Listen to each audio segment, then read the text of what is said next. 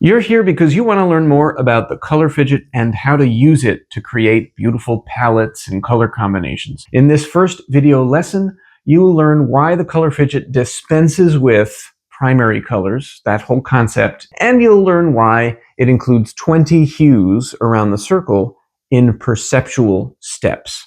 But first, I want to go over what the Color Fidget is and is not. It's not a foolproof palette generator. It is a brainstorming tool. It's not saying in a given configuration that you should use all the colors shown.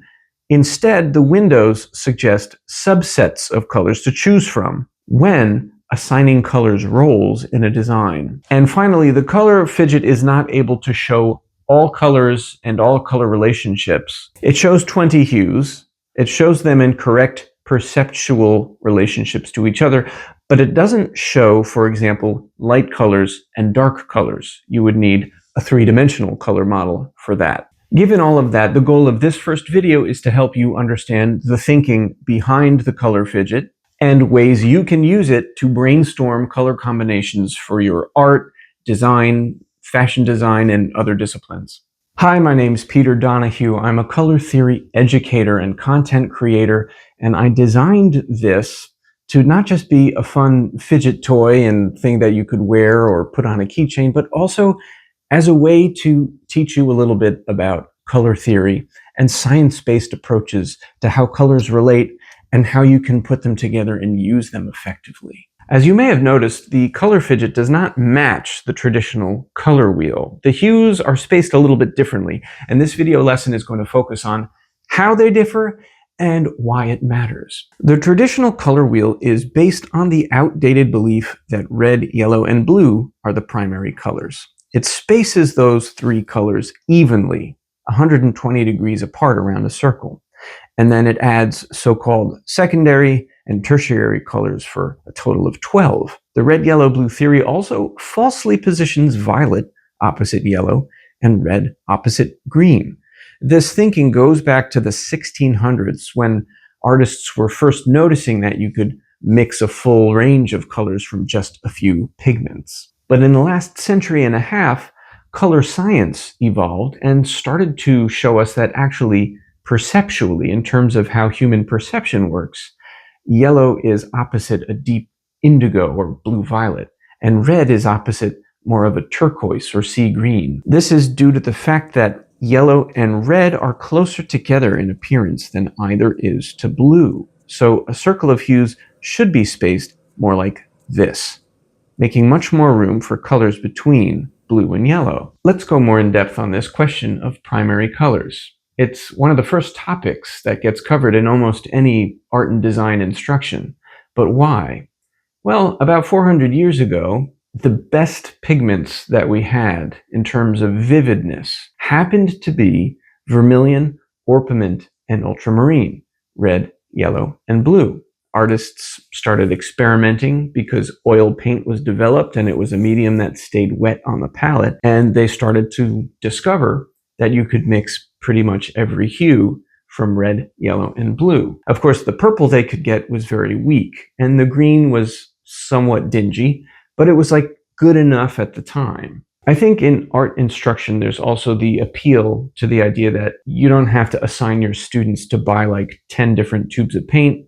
You can just assign them to buy 3. It's cheaper, and they can just mix all their colors from there. However, in the 19th century, there was a revolution in dyes and pigments and things like cobalt violet and magenta, and these things started to be invented and more options were available. And at the same time, color scientists were starting to learn how the eyes work. It turned out that a bigger range of colors than red, yellow, and blue can be mixed from cyan, magenta, and yellow. In the early 20th century, powerful transparent pigments, phthalocyanines, and quinacridones were invented, and those gave us the cyans and magentas that we needed for the theory to work. But the academic art teachers were kind of slow to accept the new science, and even as late as the 1960s and 70s, color theory was dominated by authors like Johannes Itten and Josef Albers, who preached the red, yellow, blue traditional model. All that being said, whether you're on team red, yellow, blue or team CMYK, it kind of doesn't matter in terms of color relationships. Here's what I mean. The question of which colors are primary only really matters to people who mix pigment, painters, dyers, people who are actually physically putting pigments or inks or dyes together to make new colors. And that's actually only a small subset of artists. Think about digital artists who are just trying to work with color on a screen, or think about interior designers who are trying to choose from a set of given colors, of paint colors or fabric colors, and trying to make harmonies from there. Why would those kinds of artists and designers need to know a theory from 400 years ago about which paints to mix together? It doesn't make sense. And it doesn't make sense to base your model of harmony on that theory either. Instead, most of us should be thinking about which colors to choose based on a perceptual model, a model of color that is based on measurements of what we see. So that's why I chucked red, yellow, blue. I chucked the traditional color wheel and instead based the color fidget on perception science, not how on some paints from 400 years ago work. So if this idea of perceptual color spacing is still very philosophical to you, let's get into some practical examples. When might you need to know how perceptually close or far apart two colors are if you're making color harmonies? Let's take the situation where you're trying to harmonize similar hues. Well, you need to know how close together or far apart your hues are. Let's take another look at the 12 hues of the traditional red, yellow, blue color circle. See how it includes 3 colors between yellow and blue? We've got like green, yellow, green, and blue, green. Well, this isn't enough. These greens are too different to be squeezed together like this. In the world around us, there are so many different greens. The color fidget includes 8 hues between blue and yellow. We can call them primrose, lime, green, emerald, sea green, turquoise, cyan, and cerulean. The color fidget helps you see that you have all these greens to choose from, and that they're further apart in hue than the traditional wheel depicts them. So say we want a color harmony focused on analogous greens. If we use the traditional color wheel, we might end up with something like this, or this, or this, which are okay, but there are some big gaps in hue, right? If we're using the color fidget and we focus on greens, we might end up with harmonies that look like this, or this, or this. And because those have kind of more nuanced relationships, it's my belief that they're going to be more useful in communicating ideas that those color schemes might want to communicate about naturalness, or calm, or freshness.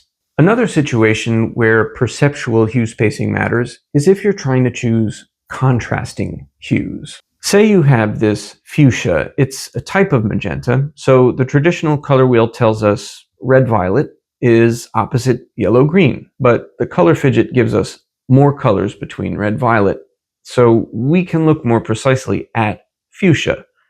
And the color fidget is showing us, again, more precisely which green is across from it. It's a green with only a small amount of yellow between emerald and lime. That's the one that's most contrasting to fuchsia. Let's do another example. What about the opposite of red? The traditional color wheel tells us green, but perceptual models like the Ostwald or the Munsell system tell us more precisely that a type of turquoise like sea green is opposite red. And the color fidget follows the example of those perceptual models to give you harmonies based on that insight. That's the first key to understanding how to use this fidget spinner. Not only does it have more hues than a traditional color wheel, but it also spaces them differently. Again, this means your color harmonies will be based in more accurate differences between colors, based on what was measured in human perception.